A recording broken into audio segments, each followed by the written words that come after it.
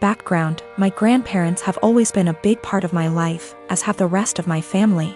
They had 5 children, including my father, and 13 grandchildren, 6 great-grandchildren. My grandparents are quite rich. They had 3 businesses until last year when my grandfather died. I am the child of my grandchildren and have always been very close to them. My grandma used to babysit me until I could go to kindergarten. I wrap Christmas presents for her every year. I decorate their house, and I worked at their bar on Fridays in college, no pay, as they are too old to do these things themselves. All this was offered to my cousins, but they never helped. My grandparents ran a show horse farm for over 40 years. It was what my father took with him and I quickly began to love. I used to go every weekend with my grandma up until high school when I started studying. Even though I don't ride horses anymore, my dad and I go to clean the stalls and look after the horses every week when my grandparents are away on trips. Usually once every 2 months. My grandparents were a huge part of my life. Problem: my grandmother died 4 weeks ago. It was devastating. My grandmother left my aunts, uncles, and dad about $85,000 each. Money for which she and my grandfather worked very, very hard. It was expected. What was not expected was that they would leave me just over $45,000 along with some other valuables. I was honestly shocked. All my cousins received about $2,000 each and a few trinkets. Obviously you can see where it was going. My aunts and uncles were at the reading when I was told, so they told their children. Everyone except the parents is furious. My cousins, who are already adults, demand that I divide them equally. I don't feel like I should. I was very close to my grandparents and did a lot for them, but it's hard. My family is very tight-knit and we have holidays / monthly parties / dinners / etc. together, every year. I never expected money to tear us apart. This money can change a lot for me. I could pay off my $10,000 student loan and put the rest into my upcoming wedding / future kids / savings account. A small part of me wants to share it equally, just to have everyone together. But there was a reason they left this to me. They didn't do it to hurt anyone. I was the only one who visited them and helped them. None of them took the time to see them, except for family gatherings. But no one understands this except my parents. It seems to me that I alone destroy the family.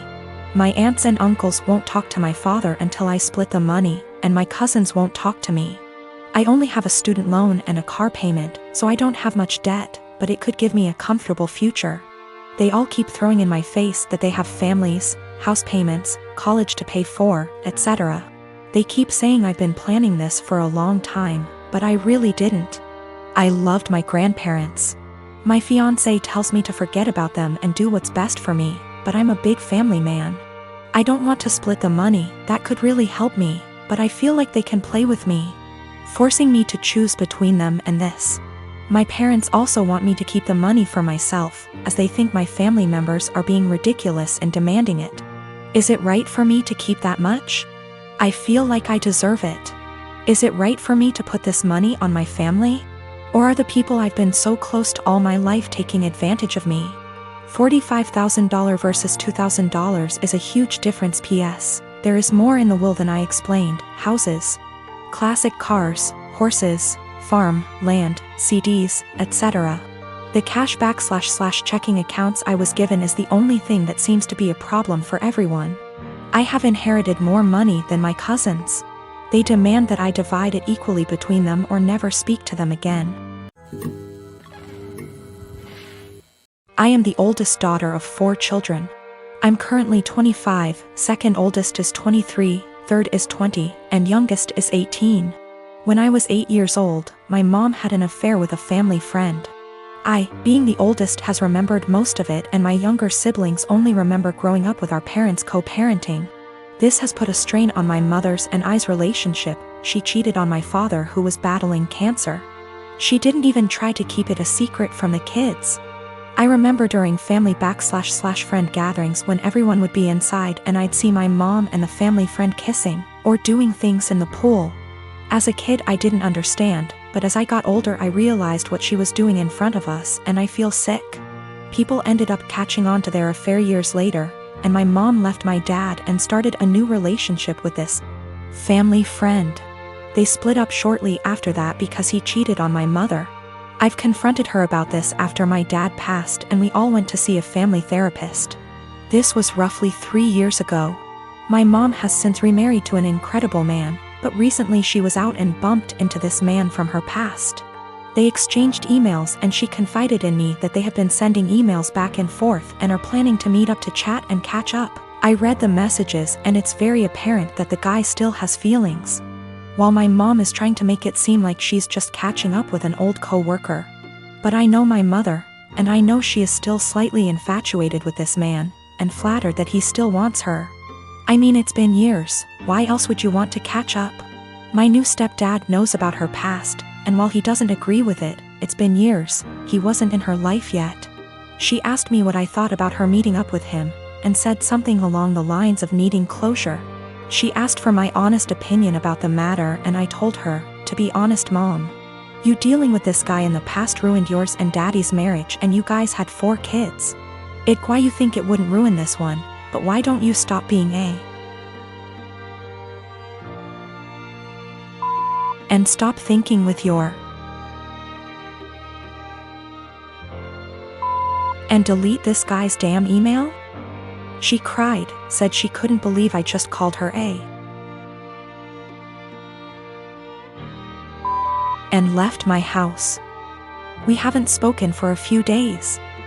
Today, I got a call from my siblings saying I hurt my mom's feelings and whatever happened between her and daddy's marriage was between them. I disagree. I had to witness my mom cheating on my father. I watched him die in bed while she was off to God knows where with this man. She asked for my opinion and my opinion is that she's selfish and who left my dad to die on his own and she wants to rekindle with this man and possibly cheat on my new stepdad. My fiancé and I moved in together shortly before we got engaged. Before we did, we discussed how we'd split the housework and bills. 50/50 down the middle with some wiggle room for when the other needs help. When we moved, it was into her parents' 2-story garage that they converted into basically an apartment. They offered a low rent, $700 total, and pitch in for the electric and internet so we could save money for our own place and wedding. My fiancé earns more than me and that's cool, I'm proud of her. Before we moved in together it always seemed like she was living paycheck to paycheck. And I chalked it up to the apartment she had prior having insane high rent. She stuck to the 50/50 arrangement at first concerning bills, but she missed often and I had to remind her about it. Post-engagement, she's back to living paycheck to paycheck, either missing or very late with her part of the rent monthly. The 2 utilities we pay, groceries, late with her car payment. Her parents have talked to me multiple times about rent and I've covered her missing portion to get us caught up. And then try talking to her. It always turns into her saying we should just move if her parents are going to hound us. I told her we're lucky it's her parents because anywhere else would have kicked our asses out. On top of that, I pay my own bills, do about 65% housework, arrange and pay for most of our dates and vacations. Gifts for her, pay most towards our pets. I've suggested a financial coach, but what kicks me is whenever we're around others. She boasts about being the breadwinner since she earns more. Goes on about the stresses of being the main source of income, all the hours she has to work to pay all our bills. I was letting it slide until few days ago we were at a get-together. She and her sister started up again about her being the breadwinner. Her sister said something to the effect of her ex-boyfriend had a hard time being with someone who earned more, and my fiancé went, "Good thing OP doesn't mind me bringing home the pay." I told her just because she earns more doesn't make her the breadwinner when she blows it all on herself and I'm paying most the bills. She's embarrassed now and keeps saying I made her look bad and got her in trouble with her parents, because they want to see what she spends her money on each month, but I don't think I did anything wrong. Last night I was ready to just postpone the engagement, as of this morning after a lot of talking and things coming to light. We are broken up. She insisted we could afford her purchases based off our total incomes. Her parents were under the impression she was also paying off my student loans, my car, my phone, and paying for our vacations. She didn't get evicted from her last apartment, but she was late with her rent often enough that they weren't going to renew her lease. So she didn't suggest us moving to a bigger apartment at her building. Biggest nope, I'm out. The monthly take-home amount she told me was what she earned before wage garnishment kicked in addition to mass debt. She's been doing some online stuff to make up for the money she loses due to that. I got the ring back.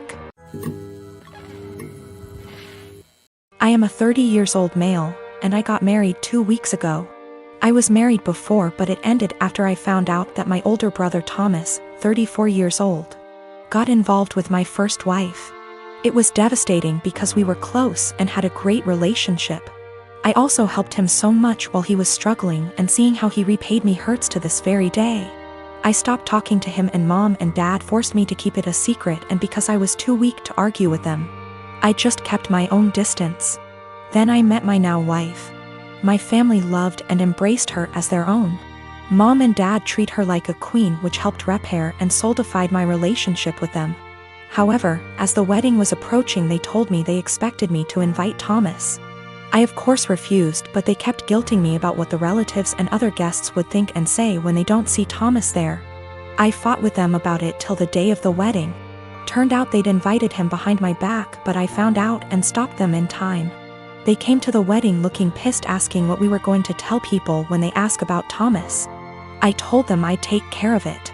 And what I did was take a moment while everyone was paying attention, grabbed the mic and flat out announced this and said, "The reason I didn't invite Thomas to my wedding is because I was worried he'd steal my now wife just like he stole the first one." I said it playfully to not make it sound so tense, but most of the guests looked shocked and started mumbling. Then it went awkwardly quiet for a moment. Then we moved on, but I saw Mom and Dad walk out while looking at me grudgingly. Later they started lashing out about how I just exposed Thomas and caused him to be shunned by the family in the most hideous of ways. I told them that I already said I didn't want him there, yet they tried to push him on me repeatedly, saying, "What are people going to say?" So I told them the reason why he wasn't there in a playful way, but they, the guests, still got the message. Mom started yelling about how everyone will now look down on and shun Thomas. She called me pathetic and cruel for still punishing him and gradually ruining his life despite him apologizing and trying to reconcile. But in my opinion, some things are just unforgivable. We've been on horrible terms since then.